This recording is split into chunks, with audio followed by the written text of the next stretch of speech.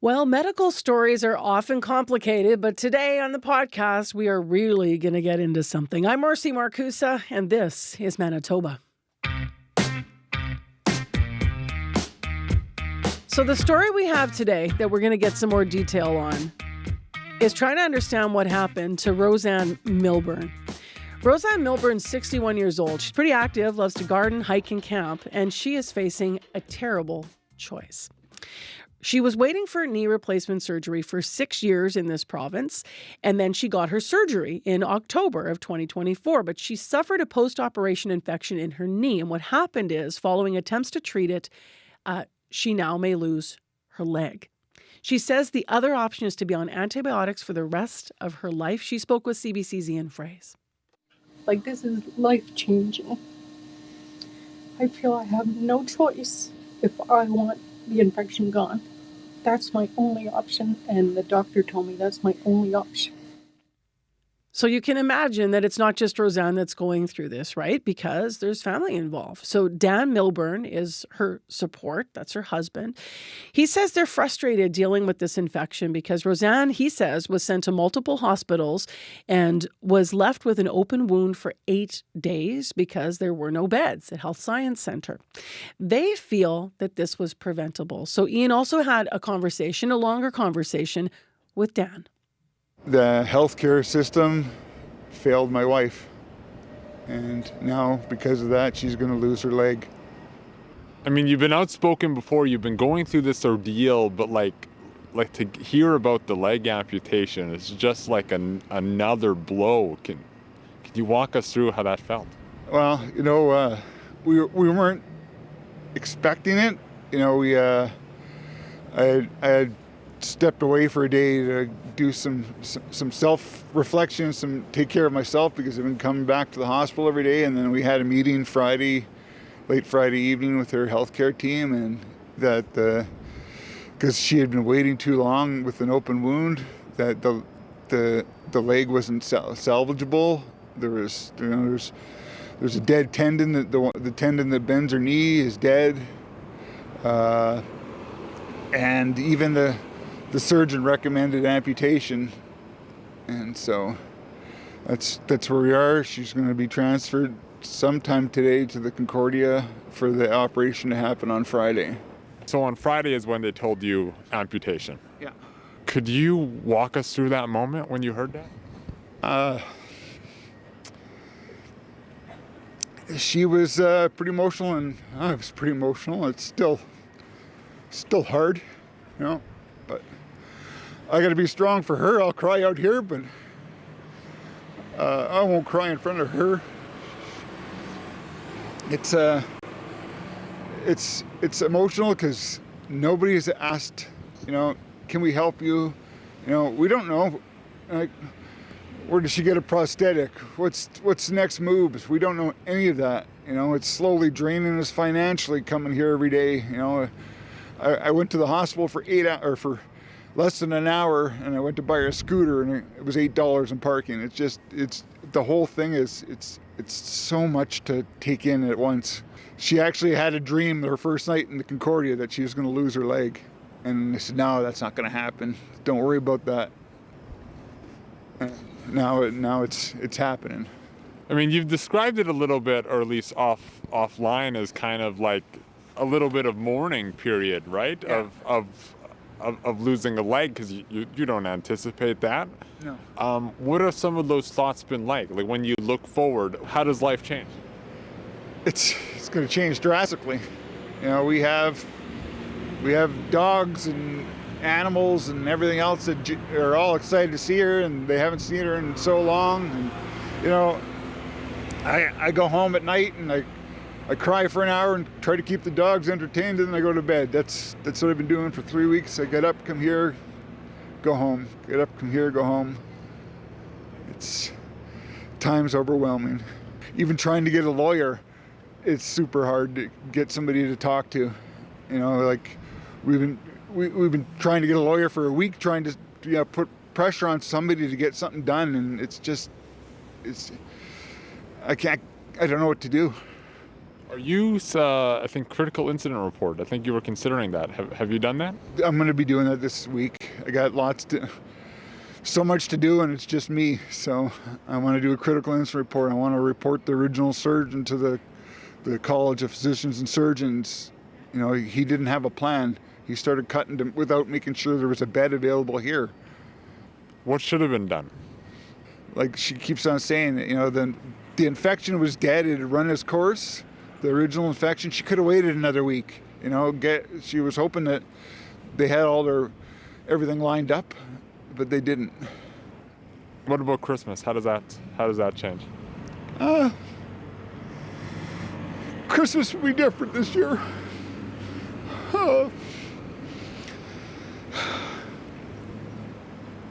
We have a big family gathering we have every year. I don't know, should we up to going? You know, we go to, for over 50 years, my family has been renting a hall in Steinbach, and we gather every Christmas, and I don't think she'll go this year. What does Christmas normally look like? It's fun, it's joyful, it's happy, you know. She likes to put up the tree, but none of our kids are coming this year, so I don't know if that would have happened or not, but that was her. She would do the tree, she would put some lights in the window. I'm the guy who puts the lights outside, and she's the lady who decorates the window and puts the lights in the house. So, and that's not going to happen this year. You know, we're outdoors people. She likes to garden. She likes to go fishing. We like to go camping. I'm sure we'll still do that, but it'll be a lot different. You know, we don't know anything. We don't know if she's going to get a prosthetic, if we have to pay for a prosthetic. Nobody tells us squat, which is really frustrating. We have to figure out how she's going to get around in the house, how we're going to get her into the house. We're going to get ramps or what we're going to do. And how is she doing? She's emotionally ruined. She has PTSD, which was treated and she was doing good. But this has put her back 15 years. Like it's highs and lows. You know, one day you're getting ready for surgery and the next day you're finding out you're losing your leg. It's devastating. Dan Milburn is in conversation there with CBC's Ian Froese, and he's the husband of Roseanne Milburn. Now, we did want to get more information about this, so CBC did reach out to Shared Health. They shared us a statement. I'm going to read a couple quotes here for what they sent. They said, Shared Health recognizes the significant emotional toll that the situation's had on the patient and her family, and they apologize on behalf of the healthcare system for any added pain, stress, and harm that occurred during her care. Now, the statement was lengthy, but here's the other quote that is relevant to what we're talking about in the podcast today. Shared Health's Patient Relations Office and multiple care teams have had extensive contact with this individual and continue to offer her a variety of supports while in our care. And that's the end of the quote. Hi, my name's Xavier. I'm from Headingley, and this is Manitoba. Well, let's invite our resident dad on the morning show crew and the podcast crew now to talk to us about an upcoming interview, Corey Funk. Hey, Corey. Hi. So just for people that don't know your dad's status, you have two small kids. Yeah, 2-year-old and a 4-month-old. As of today, actually, she's 4 months old today. Oh, Yeah, yay! I know. Yeah. So let's see if this sounds like your life.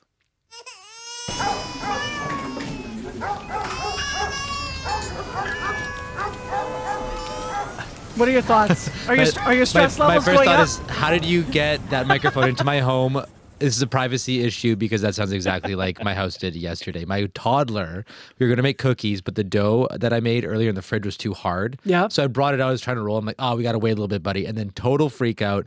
And then on the other end, baby's tired. She's crying, but she won't go down. She's just kind of fussy. So there's me and my wife just like, and then our cat, of course, is just hungry and scratching at things. So literally, this was like literally what our house sounded like yesterday. Maybe the dog. Let's be purely honest here. Corey and I had a conversation at our desks, and it was all about, Corey, you posing a question of, is it harder to be a parent today than it was back in the day? Yeah, what is going on? Yeah, you know what, to me, there's this conversation I have with other people my age, these kind of people in their kind of mid-30s who are having kids now, and it feels hard and it feels really emotionally taxing. And then you talk to people, my parents' generation, and I can't tell if it's a selective memory thing or not, but like, yeah, I don't know, parenting was fine. And you're like, what, really? Like, is there something different now? Is it just me? Is it a me thing? Is it like, what's going on? Well, there's some data to back up what is happening now with families, but this data is actually specific to what it takes to get that work-life balance. So maybe this will help Corey a little bit and everyone else listening here. There's this survey out from Gallup. It says it's especially hard, though, this survey, for working mothers because they looked in this poll at women. So compared to men, women are nearly twice as likely to want to quit their jobs because of childcare issues. And on top of that, more women than men say their jobs affect their mental health. And this whole survey was about trying to strike that work-life balance. So the surveyors did speak to Americans, just for pure disclosure here. But a lot of Winnipeg moms, like Haley Simons, say they see themselves in these stats. This is what she had to say when she spoke with CBC's Chidi Akuma. I think that the perception is that, if you're doing it all, you're a super mom who doesn't need any help when, you on the outside, it looks like you're a super mom, but on the inside, you're just trying to keep it all together. And so instead of, somebody saying, oh, she's doing a lot, I bet she needs some help, like, let's give her a break. They're saying, oh, you're doing a great job. You're killing it. Let's just, give you a pat on the back and then we'll move on. There's, I think, just a lack of overall community. And I think that people just tend to keep to themselves a lot, even though we need to be social, we need to be out and about, we need to be making connections. And unfortunately, if a mom does not have that support network in place, if they don't have family, if they don't have friends, it can be really, really hard to find that community outside of that. The expectation is so high. That's Winnipeg mom Haley Simons. Now, another Winnipeg mother, Danielle Famakin, has a 6-year-old daughter. She's also a therapist, though. Now, she says this topic is something that she often talks about with her friends, how to find that work-life balance. Here's a really interesting conversation with her. Good morning. Good morning, Marcy. It is so exciting to be speaking with you today. I listen every morning. It's a real pleasure to be here. Oh, that's really nice. You know what I'm noticing about us speaking today? You're so busy, you're in your car. Yes, even arranging to be here today had several steps involved, and we had a little bit of a laugh about that, and it's perfect on topic for the discussion today. I thought I just had to weigh in. I had to give my 2 cents about this very topic. So what were you thinking about as you were listening to, that clip, Haley there describing sort of the fact that in her view, the loss of community, that whole village to raise a child thing is part of what is at play here?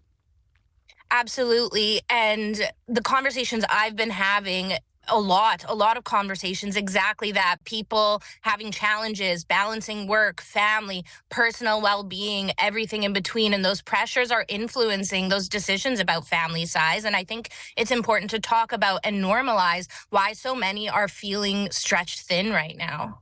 What are the other factors when you're having these conversations and for yourself about why people are feeling so stretched thin?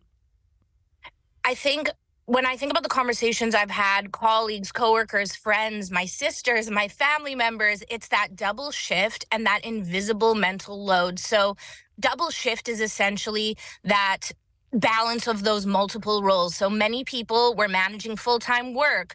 I just finished my master's. We have household duties. We have pets, caregiving responsibilities, personal commitments, and that constant juggling can feel like holding down 2 full-time jobs. And on top of that, that invisible mental load, so beyond the physical tasks, there's that mental effort, the planning, organizing, anticipation of the family needs, schedules. That mental load, I think, can be sometimes just as exhausting as that visible work. Do you hide the stress? There was also this thing in what Haley was saying there about this sort of feeling that somehow, you're not asking, you might need help. No one's offering help. Like it's kind of a complicated mix of things because you want to be able to do it all and yet. So how do you manage that mentally? Absolutely. So, a big focus for myself is normalizing those conversations and kind of challenging that expectation, and also looking to redefine family in a way. So, breaking that do it all myth. So, that expectation to manage everything perfectly all the time can be sometimes unrealistic and harmful to our well being. And it's okay to set boundaries and define what that balance looks like for yourself. And also, all family structures are valid. So whether people choose to have no children, one child, a large family, I believe every decision is valid. And there is a lot of societal pressure on, if you don't, why don't you? If you have one, why not two? And being able to kind of redefine family, which comes in many forms, and just validating each choice, which reflects our own personal needs and capacities, especially given what we're going through right now, like millennial parenting, economic considerations. It's not the easiest right now for families, and just validating those experiences for folks. There's a lot of judgment and societal pressure, especially on social media, around sort of what you mentioned an important word there, what our individual capacities might be. Absolutely. How do you feel that as a parent? I think I had a very romanticized idea of before I had my daughter, of how I could do it all and work 2 jobs and go to university. And I finished my master's and I did all those things, but at what cost to my own well-being at a point? And so having to kind of reevaluate that for myself. And like Haley had mentioned, that lack of support, because a lot of millennial parents, the generation above, are still employed. They're still working. So to be able to have that family support looks a little different, I think, in this day and age. And so creating our own networks of support, whatever that looks like for you, is so important. If that's connecting with community groups, mom groups, it can be really hard to add in that self-care piece and being realistic about that. But if anything at all, also a strategy I've used is kind of looking to tech in a different way. So using these family apps and delegating some of the responsibilities, or trying to stay connected, which I think sometimes people don't think about as a resource to some of those pressures. But absolutely, if anything at all, if for listeners today, you are not alone, and normalizing some of this for all of us, I think, can be really healthy. In this Gallup poll, I just want to look at the data. It also found that working mothers are nearly twice as likely to say they've considered leaving their jobs because of childcare issues compared to working fathers. What are your thoughts on that? I see those bigger societal and policy things at play there. So when, for me specifically, I'm lucky enough to have some pretty nice parental leaves and maternity leaves, etc., some flexibility in my workplace policies, such as a work from home, etc. But that is such a privilege that not everybody has. And I think the larger conversation is seeing if we could get maybe some more influence in having reliable, accessible childcare. And there's some major barriers for folks in making it difficult to balance that work and family responsibility. I could absolutely see why that is a need for a lot of families, and having to make that choice. Absolutely. I want to lean into something that you've been mentioning here, Danielle, because you were talking about sort of how things have changed, and you've been identifying yourself generationally as, I guess, an elder millennial, right? So you're part of this, new generation of mothers at this age, and the generation above you is like a smaller generation. There's all the moms with families, even with kids, right? How do you think your generation is doing things differently? Like, I just want to get you to elaborate on a few more of those really generationally specific challenges. I hate to speak for an entire generation, but for myself, a lot of pressure here, but for myself personally, and this could be different for cultural reasons, etc., but I think the emphasis on a very nuclear family is something that we're seeing, that you should be able to be independent and very individualistic in being able to meet the needs of yourself and your family. And so kind of lacking that support, because my friends, as much as we'd love to be there to help each other and family, etc., we are all working, we are all having something, we all have childcare responsibilities, etc., in my immediate circle. So you have to get creative, absolutely. And I just think that influence on the nuclear and just kind of more individualistic views of support and care, if we could shift that and be a little bit vulnerable, kind of not romanticize so much, and it's okay, and we love our children, and we love our work, and we're passionate, and all those things, and also it is hard, and just kind of normalizing that. Are there enough discussions, within the family units, do you think? Like, I'm wondering whether or not there's this idea of the default parent. So I'm Yes. suspecting when you go in, you think, just like you said, you might think you might be able to balance it all as an individual. You might also, if you are in a couple situation in your family, if that's your family unit, that you might think, oh, it'll be 50-50.